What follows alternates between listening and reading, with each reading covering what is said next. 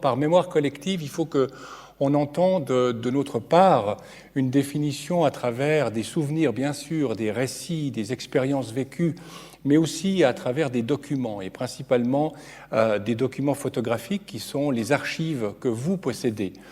Et collectif parce que c'est un travail collectif, un work in progress, comme on dit, un travail qui se fait sur la durée avec le public, mais aussi avec des institutions. Nous avons 27 institutions présentes sur la plateforme qui couvrent l'ensemble des cantons romans.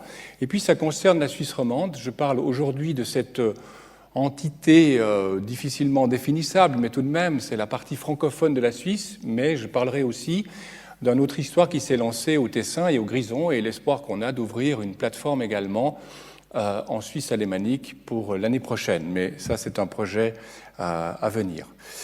Comme je vous disais, notre principal sujet aujourd'hui, au fond, c'est ce que vous possédez chez vous. C'est une vraie richesse, et bien ce sont des photos de famille, mais également des films Super 8 par exemple, des souvenirs qui ont été tournés, des films de vacances, des enregistrements sonores. Il y a dans le public roman des personnes qui ont fait à l'époque des enregistrements, et puis des témoignages que l'on donne principalement par l'écriture sur la plateforme.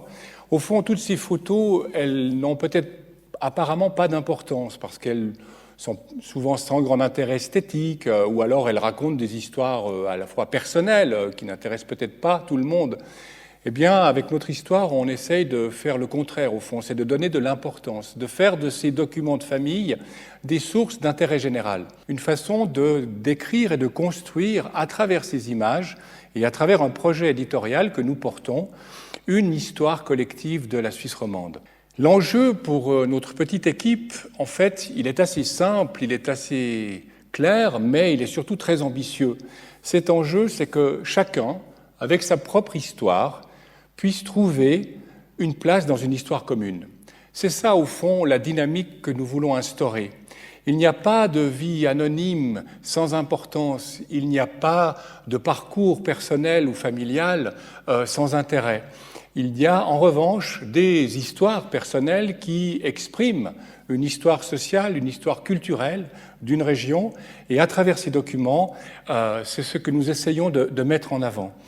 La question de la mémoire, au fond, elle est extrêmement importante, et je prends ici un exemple à travers la façon dont on témoigne de la mémoire. C'est un projet qui s'est tenu aux États-Unis dans les années 1936-1938, où des écrivains du nord des États-Unis ont parcouru les États du Sud pour interroger des gens et écrire leur histoire de vie.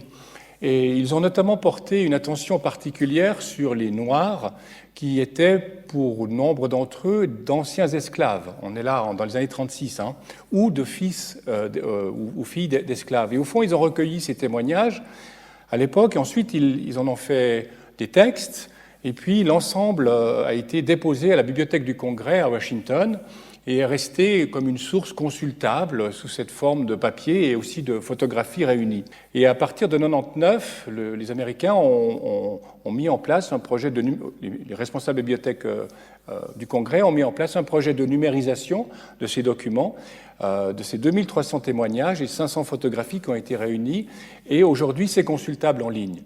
Vous imaginez bien que ce travail-là a une importance à l'époque, mais aussi aujourd'hui, par rapport à tous les mouvements que nous traversons, notamment Black Lives Matter.